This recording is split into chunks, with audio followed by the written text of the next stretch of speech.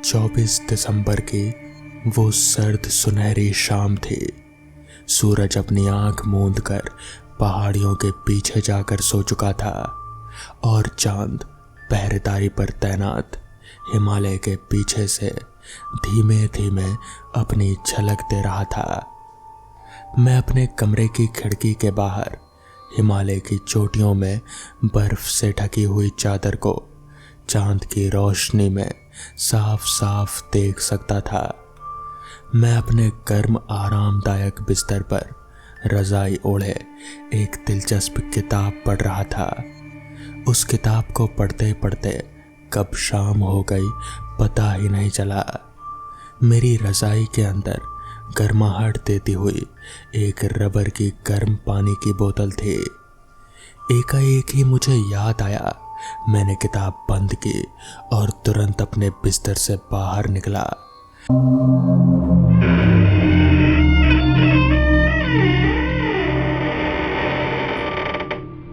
और आईने के सामने जाकर फटाफट खुद का हाल ठीक किया और अलमारी से बाहर जाने के लिए गर्म कपड़े निकाल कर पहन लिया। बाहर ठंड बहुत थी, इसलिए मैंने 2 गर्म स्वेटर पहनी और गले में एक मफलर लपेटा और फिर एक जैकेट पहनकर घर से बाहर निकला। चांद की चांदनी में सड़क चमक रहे थे और मैं उस पर चलता हुआ जा रहा था। दरअसल मैं एक पार्टी में जा रहा था जिसका इनविटेशन मुझे कल ही मिला था। वो इनविटेशन कपाड़िया का था। आज शाम से मैं उस किताब को पढ़ने में इतना खो गया था कि मुझे पार्टी में जाने का ध्यान ही नहीं रहा। वैसे मुझे ज़्यादा देर नहीं हुई थी। उस सर्द अंधेरी रात में मैं कपाड़िया के घर की तरफ बढ़ रहा था।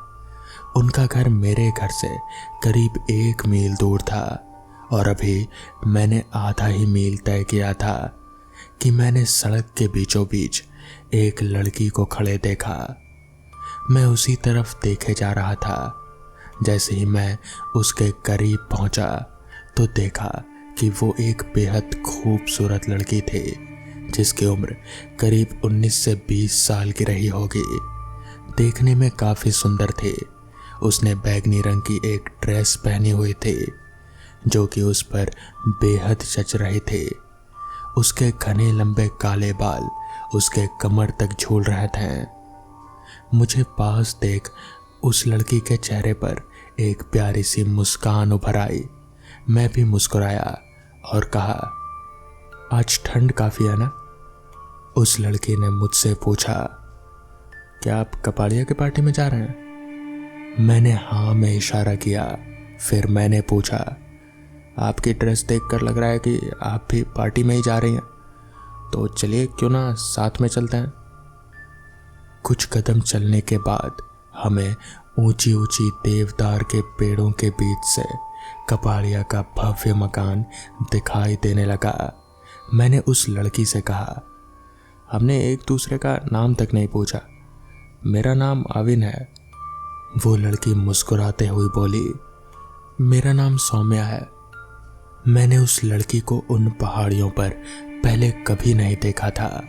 मुझे इन पहाड़ियों में आए हुए कुछ महीने ही हुए थे और इस बीच शायद उसका और मेरा कभी आमना सामना नहीं हुआ होगा, इसलिए हम दोनों एक दूसरे से अपरिचित थे। हम दोनों कपाड़िया के घर पहुंचे। वहाँ की रौनक देखने लायक थी, पर वहाँ पर कोई भी सौम्या को जानता नहीं था। सबको यही लग रहा था कि वो मेरे साथ है तो मेरी ही दोस्त होगी। हम भले ही कुछ देर पहले ही मिले थे, मगर हम दोस्त थे। सौम्या उस पार्टी का भरपूर मजा ले रहे थे, मगर उसने कुछ भी खाया नहीं और ना ही कुछ पिया। वो बस म्यूजिक की धुन पर झूमे जा रहे थे। उसके चेहरे पर मुस्कान थी। वो बेहद ही खुश लग रहे थे। वो कभी कभी संगीत की धुन पर ताली बजाते तो कभी यहाँ वहाँ झूमते फिरते। मुझे उसे देखकर बड़ा ही अच्छा लग रहा था। मैं दूर खड़ा हाथ में वाइन का ग्लास पकड़े बस उसे देखे जा रहा था। मुझे वो अच्छी लगने लगी थी। घड़ी में कब रात के 12 बज गए कुछ पता ही नहीं चला। अब मुझे लगने लगा कि वापस घर चलना चाहिए। मैंने अपना ड्रिंक खत्म किया, इसलिए मुझे लग रहा था कि घर पहुंचकर मैं बस अपने कमरे में जाकर सो जाऊं। मैंने वहां पर मौजूद अपने दोस्तों को क्रिसमस की बधाई दी और सबको बाय बोलकर घर जाने के लिए वहां से बाहर निकला तो सौम्या ने मेरे हाथ को पकड़ लिया और वो बोली, मैं भी चलती हूँ। हम दोनों कपाड़िया के घर से निकलकर जाने लगे। रास्ते में मैंने सौम्या से पूछा, तुम रहती कहाँ हो? सौम्या ने सामने की तरफ पहाड़ी पर इशारा करते हुए बोला, वो ऊपर पहाड़ी दिख रही है ना, बस उसके पीछे ही मेरा घर है। ठंडी हवाएं चलने लगी थी। मैंने सौम्या की तरफ देखा तो उसके कपड़े ठंड रोकने के लिए काफ़ी नहीं थे। मैंने सौम्या से कहा, तुम इस ड्रेस में बहुत सुंदर लग रही हो, मगर इसमें ठंड लग सकती है, लो मेरा जैकेट ले लो। मैंने अपना जैकेट उतारा और सौम्या की तरफ बढ़ा दिया। उसने भी जैकेट ले लिया और बिना किसी झिझक के उसे पहन लिया। अब हम दोनों घर की तरफ बढ़ने लगे कि थोड़ी दूरी पर पहुंचकर सौम्या ने अचानक कहा, रुको। मैंने गौर किया कि ये वही जगह थी जहां कुछ घंटे पहले मैं सौम्या से मिला था। मैंने सौम्या की तरफ देखा। सौम्या मेरी आंखों में गहराई तक देखती रही और फिर बोली, अब तुम जाओ, मैं यहाँ से अपने घर के लिए शॉर्टकट रास्ता ले लूँगी। मैंने सौम्या से कहा, तुम्हें पक्का यकीन है कि यह रास्ता तुम्हारे घर की तरफ जाता है? इस पर वो बोली, मैं इस रास्ते को बहुत अच्छे से जानती हूँ।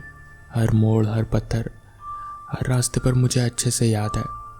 मैं इस रास्ते से आती जाती रहती हूँ और फिर आज की रात तो चांद की रात है, तो मैं आराम से चली जाऊँगी। फिर मैंने कहा, ठीक है, लेकिन ठंड काफ़ी है, तुम्हें जैकेट पहने रखना, मैं कल आकर तुमसे ये ले लूँगा। मेरी इस बात को सुनकर वो थोड़ा सा झिझक गई। फिर कुछ पल सोचकर उसने हाँ में गर्दन हिला दी और अपने रास्ते चल दी। मैं उसे तब तक देखता रहा जब तक कि वो मेरी आंखों से ओझल नहीं हो गई। उसके जाने के बाद मैं भी अपने घर की तरफ चल दिया। घर पहुंचकर मैं बिस्तर में घुसा, मगर मुझे नींद नहीं आ रही थी। मेरे दिमाग में बस वो लड़की सौम्या ही घूम रहे थे। मुझे उससे दोबारा मिलने का बहुत मन कर रहा था, तो मैंने सोचा कल सवेरे अपना जैकेट लेने के बहाने उसके घर जाऊंगा, उससे मिलूंगा और फिर मैं सो गया। अगली सुबह की पहली किरण के साथ ही आंखें खुली। फिर मैं सौम्या से मिलने के लिए उसके घर के रास्ते उस पहाड़ी की तरफ चल पड़ा। मैं उस रास्ते पर गया जहां से पिछली रात सौम्या गए थे। उस रास्ते पर चलते चलते मैंने देखा रास्ते में काफ़ी झाड़ियाँ दिख रहे थे और वो रास्ता बेहद ही खराब था। पता नहीं सौम्या उस रास्ते पर कल अपने घर कैसे पहुंची होगी। उस रास्ते पर चलते चलते मैं एक छोटी नहर के पास पहुंचा। उसकी दूसरी तरफ एक पुराने सा मकान दिख रहा था। नहर को पार करने के बाद मैं उस पुराने घर के पास पहुंचा।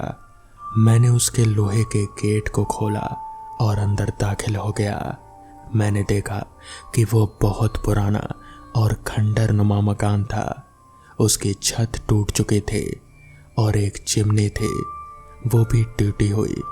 घर के सामने टूटे हुए खंभे थे जिनके ऊपर किसी जमाने में छत हुआ करती होगी। मुझे लगने लगा शायद सौम्या ने मेरे साथ कोई मजाक किया होगा या फिर मैं किसी गलत घर में घुस आया। इसलिए मैंने आसपास किसी से सौम्या के बारे में पूछने का सोचा। उस टूटे हुए घर से थोड़ी दूरी पर एक घर था। मैं वहां चला गया। मैं उनसे सौम्या के बारे में पूछने के लिए चल दिया। उस घर में एक औरत थी। मैंने उनसे सौम्या के बारे में और सामने वाले टूटे घर के बारे में पूछा, मगर वो सौम्या के बारे में कुछ नहीं जानते थे। उन्होंने बोला कि शायद तुम्हें कोई गलत फहमी हुई होगी, उस घर में कोई नहीं रहता। एक ज़माने की बात है, करीब 30 साल पहले वहाँ पर एक फैमिली रहते थे अपनी एक जवान बेटी के साथ। मगर उनकी बेटी की मौत हो जाने के बाद वो लोग उस घर को छोड़कर हमेशा के लिए चले गए और फिर वहाँ अब कोई नहीं रहता। तब से वो घर बस खराब होता चला गया। उनकी बेटी का नाम भी सौम्या ही था, लेकिन जो सौम्या तुम्हें मिली होगी वो कोई और होगी, क्योंकि उस टूटे घर में रहने वाली सौम्या को मरे तो कई साल हो गए। उसकी कब्र वहाँ नीचे जाने वाले रास्ते के बीच में पड़ने वाले उस कब्रिस्तान में है। उस औरत ने मुझे बताया तो मैंने उनका शुक्रिया अदा किया और उस रास्ते पर चल दिया जहाँ उस औरत ने बताया कि एक कब्रिस्तान है। मैं उस रास्ते पर जाना नहीं चाहता था, मगर हिम्मत जताकर मैं आगे बढ़ा और मैं कब्रिस्तान के करीब पहुंचा। वहाँ पर एक छोटा सा कब्रिस्तान था जो ऊंचे ऊंचे देवदारों के पेड़ों से घिरा हुआ था। उस कब्रिस्तान में वहाँ काफ़ी पुरानी कब्रें थे। मैं उन कब्रों के बीच में जाकर सौम्या की कब्र ढूंढ रहा था और मुझे वो कब्र मिल भी गई। उसकी कब्र में एक बड़ा पत्थर लगा हुआ था।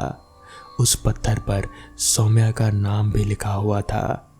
वो कब्र सालों पुरानी थी और कई मौसम बदले, लेकिन फिर भी वो कब्र बिल्कुल नई की नई ही लग रहे थे और उसमें उकेरा गया सौम्या का नाम ऐसा लग रहा था कि जैसे आज ही उकेरा गया हो। किसी भी मौसम के मार का कब्र पर असर नहीं पड़ा, क्योंकि वो एक बहुत ही प्यारी और खुश मिजाज लड़की की कब्र थी। मैं काफ़ी देर तक वहीं उस कब्र के पास बैठा निहारता रहा, पर मुझे पिछले रात सौम्या के साथ बिताए खूबसूरत पल याद आने लगे और ना जाने कब मेरी आंखें भर आई। मैं खुद को संभाला और उस कब्र के पास से वापस जाने के लिए मुड़ने ही वाला था कि मेरी नज़र उस कब्र के पत्थर के पीछे किसी चीज़ पर पड़ी।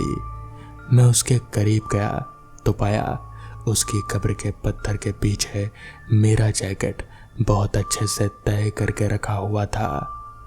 मैंने उस जैकेट को उठाया और तभी एक ठंडी हवा का झोंका मेरे गालों को छू कर निकल गया।